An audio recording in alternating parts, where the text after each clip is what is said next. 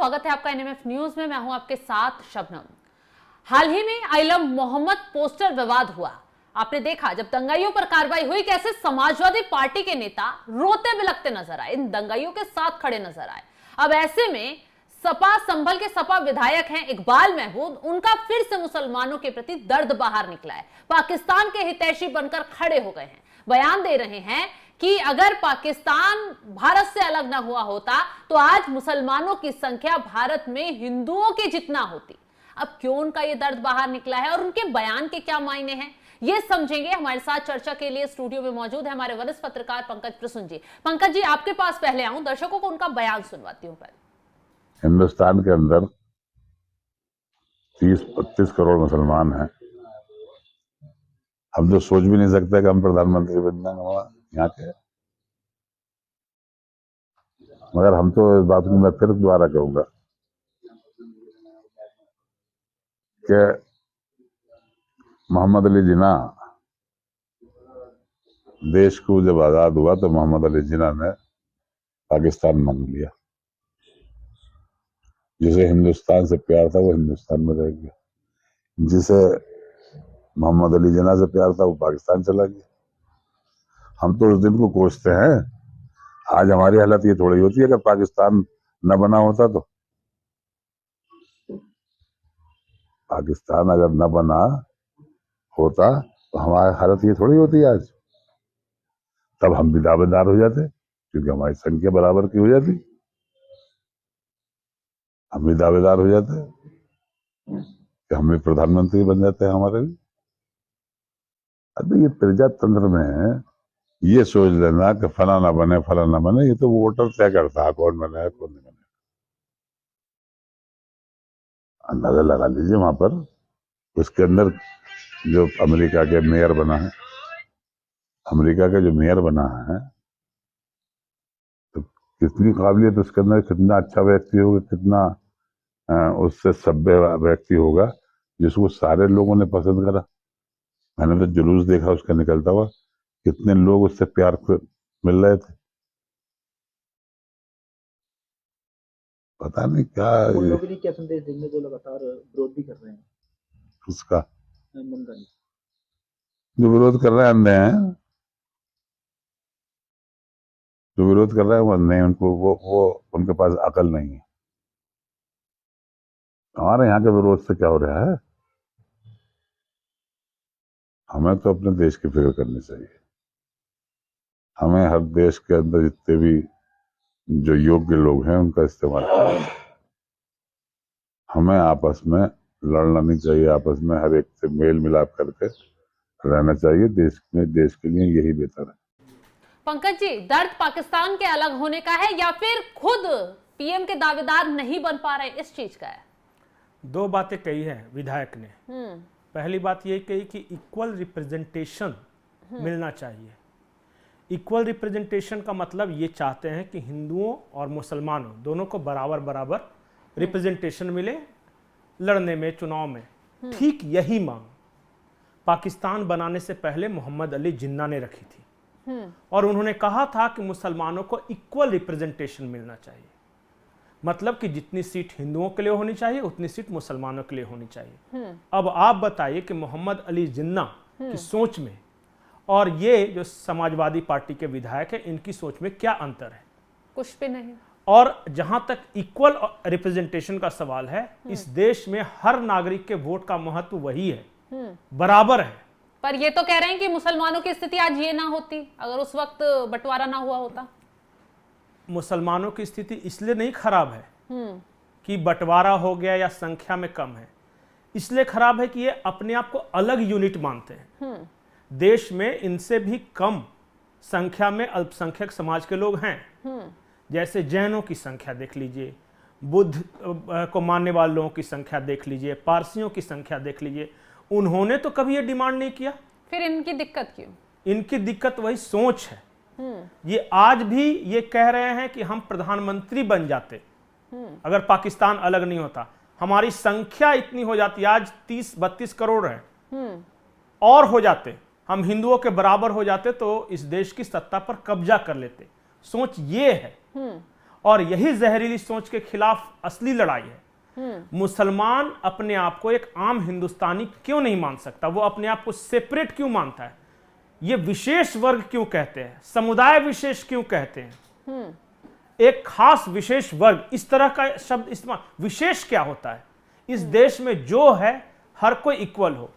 वो इकबाल साहब के भी वोट का महत्व वही है जो कि पंकज प्रसून के वोट का महत्व है, शबनम सैफी के वोट का महत्व है, या किसी भी दूसरे भारतीय नागरिक के वोट का महत्व है।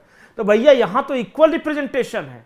एक एक आप अपने आप को एक सेपरेट समाज मान के उस समाज को लेके अलग सिर्फ चलना चाहते हो तो मुझे कुछ नहीं कहना, लेकिन भारत के समग्र नागरिकों को लेकर अगर आप चलना चाहते हो कि हमारे ही लोग हैं, हम ही उनके जनप्रतिनिधि हैं, हम सबके लिए बराबर करेंगे, तो फिर अलग होने की बात ही नहीं करती। यही विभाजनकारी सोच है। बिल्कुल। लेकिन पंकज जी, सीएम योगी आदित्यनाथ ने साफ कहा कि एक जिन्ना पैदा हो गया, देश में दूसरा जिन्ना पैदा नहीं होंगे। तो ऐसे ही सोच वाले लोगों पर तंज कसा था। क्या कुछ कह रहे थे योगी आदित्यनाथ, वो भी सुनवा देते हैं। कांग्रेस की यह तुष्टीकरण की नीति दुर्भाग्य से 1947 में देश के विभाजन का कारण भी बनी, और आज भी हम सब ये मानते थे कि जो लोग भारत के अंदर हैं ये सभी भारत के प्रति निष्ठावान होकर के भारत की एकता और अखंडता के लिए कार्य करेंगे। लेकिन जब अखिल भारतीय स्तर पर वंदे मातरम राष्ट्रीय गीत के 150 वर्ष पूर्ण होने के उपलक्ष्य में आयोजन प्रारंभ हुए तो फिर वही स्वर फूटना प्रारंभ हो गया। समाजवादी पार्टी के एक सांसद ने फिर से विरोध करना प्रारंभ कर दिया। ये वही लोग हैं जो लोग लौह पुरुष सरदार वल्लभ भाई पटेल, जो भारत की अखंडता के शिल्पी हैं, 31 अक्टूबर को सरदार वल्लभ भाई पटेल की जयंती के कार्यक्रम में शामिल नहीं होते, लेकिन जिन्ना को सम्मान देने के किसी कार्यक्रम में शर्मनाक तरीके से शामिल होते हैं। बहनों और भाइयों, हम सबको याद रखना होगा, अगर राष्ट्र के इन महापुरुषों को सम्मान न मिला, कहां जाएगा हमारा देश?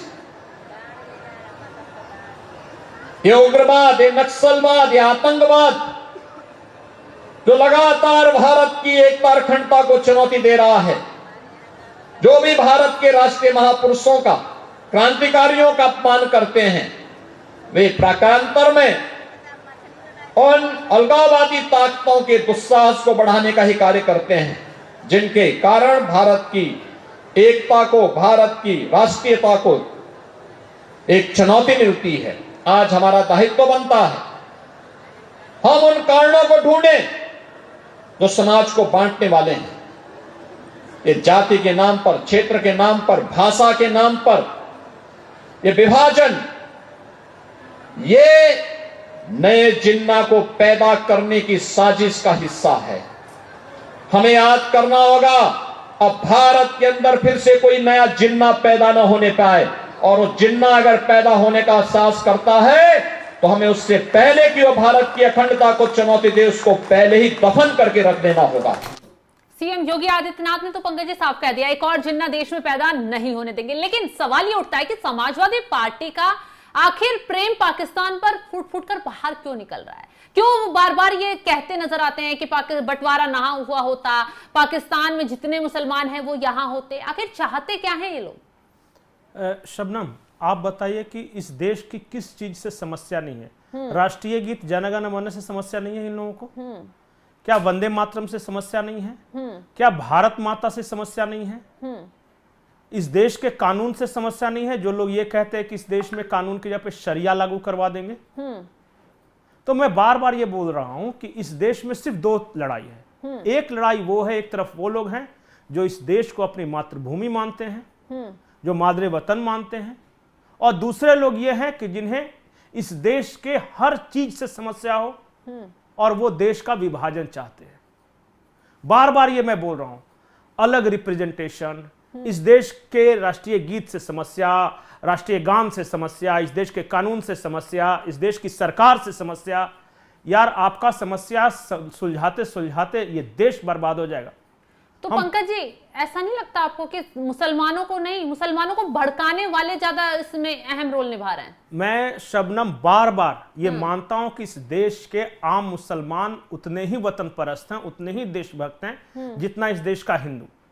लेकिन मैं बार बार बोल रहा हूं कि इस देश में एक वर्ग ऐसा है, एक सोच ऐसी है जो कि अलग दिलों में बंटवारा चाह रही है, कि जानबूझकर उनके जहन में, उनके दिमाग में ऐसी बातें डाली जाए कि यू आर डिफरेंट, तुम उनमें से नहीं हो।